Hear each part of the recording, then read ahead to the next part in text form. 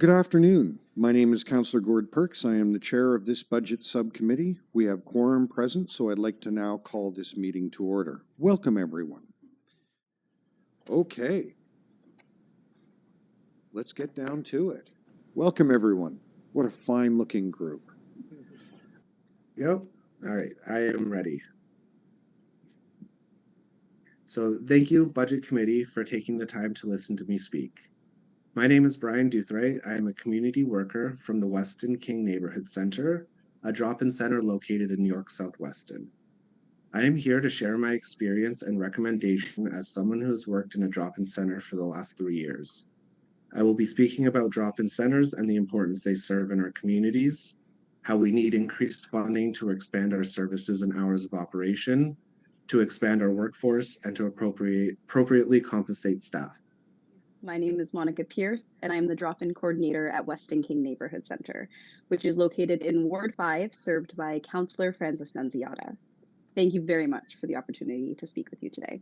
I'm here to talk about the critical role that drop-ins play in our communities, the increasing demands we face, and why additional funding is essential for us to continue meeting these challenges. My name is Rikki LaCoste, and I'm coming to you as a former chairperson of the Weston chapter of ACORN Toronto, as a member of the Canadian Mental Health Association, that's a committee member, and most specifically as a proud part of Weston King Neighbourhood Centre. I'm a member of the board of directors there. I volunteer and serve as lead hand for our Tuesday groceries, which is our version of a food bank. And above all, I'm a grateful service user. I want to talk about the importance of investing in drop-ins, not just as places of support, but as places where lives are rebuilt. I'm living proof of that. Drop-in centers are more than just meal programs, social inclusion, and respite from the weather. Drop-in centers are an unseen emergency service. They are preventative care. They are life-saving. And when lives cannot be saved, they provide a form of hospice for those who are failed by the system.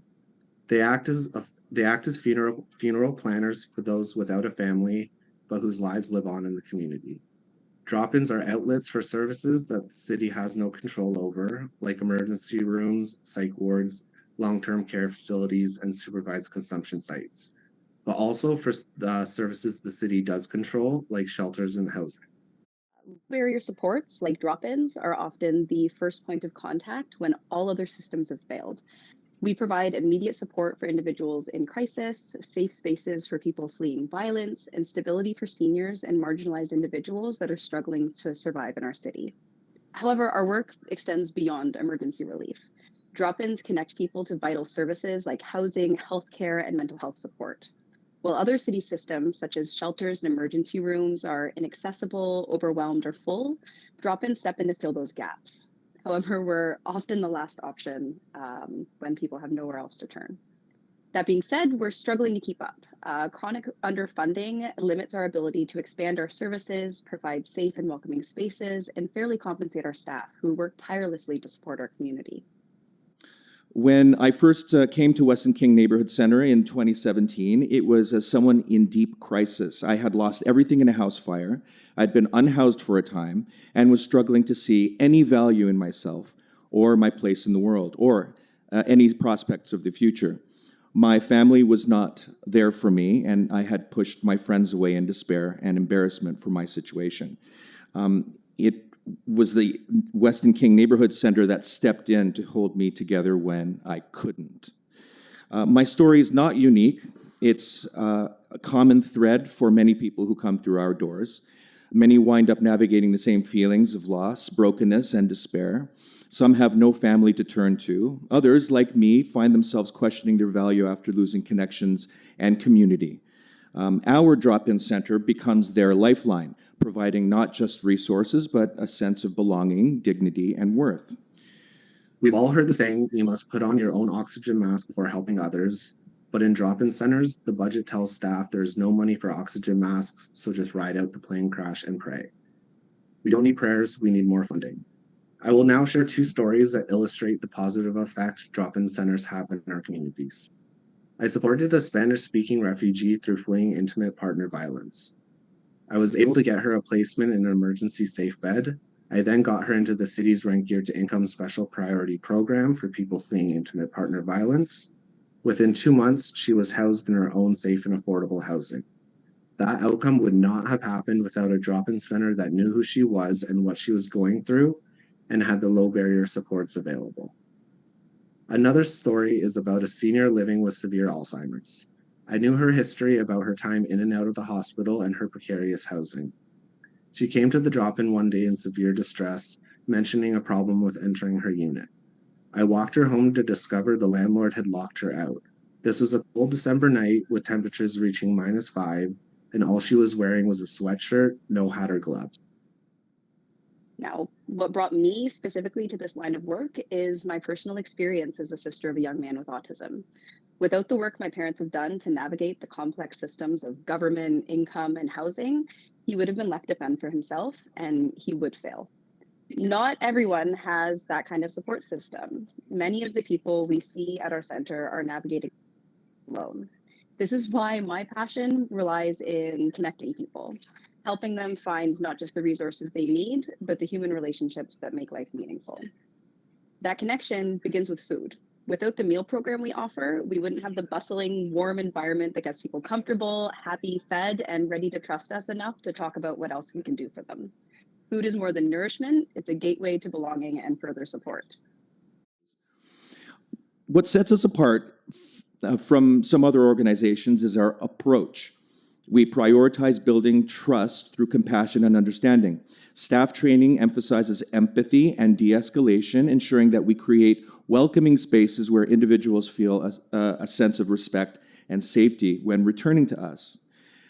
For some, this might sound abstract, but this is very deeply personal to me. There's nothing like having someone metaphorically and literally hold you together in your darkest moments.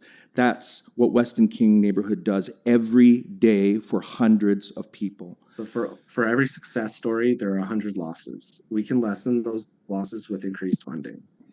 So my recommendations are the same as what the Toronto Drop-In Network has proposed, a $3 million increase to city-funded drop-ins, although I think that number should be closer to 10 million, an increase of funding to breakaway community services to support frontline worker mental health, and a continuation and increase of $530,000 dedicated to the Creating Health Plus program, which provided our drop-in with a valuable $12,000 in food vouchers last year to feed our community. I urge the City Council to approve an additional $530,000 for the Creating Health Plus program. The funding is essential to maintain the food supports that agencies like mine depend on. Without it, we'll have to do more with less at a time when food insecurity and homelessness are at record levels. This request is part of the broader campaign by the TDIN, which calls for another $3 million to increase the city's drop-in budget. These funds would enable us to extend our hours, enhance our services, and provide fair compensation to staff, all of which directly improve the lives of our community members. We are increasingly being asked to do more with less. Every week, the lineups grow longer. Food insecurity, housing crises, and mental health struggles are at an all-time high. Yet, despite this rising demand, funding remains stagnant. We rely on programs like Creating Health Plus to fund vital food supports, but even that is under threat. The proposed $350,000 increase to the program is not just about keeping meals on plates. It's about ensuring that we can maintain the foundation of trust and connection with our service users that makes all of our other work possible. On a larger scale, the $3 million increase proposed by the Toronto Drop-In Network is, in fact, a crucial investment. These funds would allow us to expand our hours, improve services, and fairly compensate our dedicated staff and volunteers who carry this forward. Well, police budgets increase, drop-ins, which focus on stabilizing lives and preventing crises from escalating, are chronically underfunded. By allowing more resources to drop-ins, we can reduce the reliance on emergency interventions and instead foster long-term solutions that empower individuals and strengthen communities. At Weston King Neighbourhood Centre, we see the growing need every day. There's more people lining up for meals, more are coming in to escape the cold or find a place to belong, and more are relying on us to connect them with housing, healthcare, and social supports. Drop-in workers are trained to de-escalate first, whereas security-based training, as much of what we see from the police, focuses on detaining first. Compassion-based de-escalation builds trust and ensures that people will return after their first interaction. This trust allows us to create spaces where dignity is preserved and people will want to access help. Drop-ins like Weston King Neighbourhood Centre offer a proactive solution. We stabilize lives before they reach breaking points. We prevent crises from escalating, reducing strain on emergency services like shelters, hospitals, and police. Compassion-based care is not just humane, it's actually cost-effective. We're asking city leadership to consider a similar vision and perspective. Invest in drop-ins, not as a stopgap, but as a cornerstone of Toronto's social safety net. I hope you recognize the potential we have to create lasting change when given the resources to do so. In closing, I urge you to approve the additional $350,000 for creating Health Plus and support the $3 million increase for drop-in services citywide. These funds are not just numbers on a page. They are meals served, lives stabilized, and trust built. Funds like these once helped a guy like me, who lost everything in a house fire, completely turn his life around, and dedicate his life helping other people turn their lives around, to help them become productive members of the community again. Thank you, and I hope you will listen to these recommendations. Listen, can I just thank you for candidly sharing your story and coming here and talking to us today? Yeah, thank you very much for listening to what we have to say. Thanks. Great. Have a good afternoon. You too.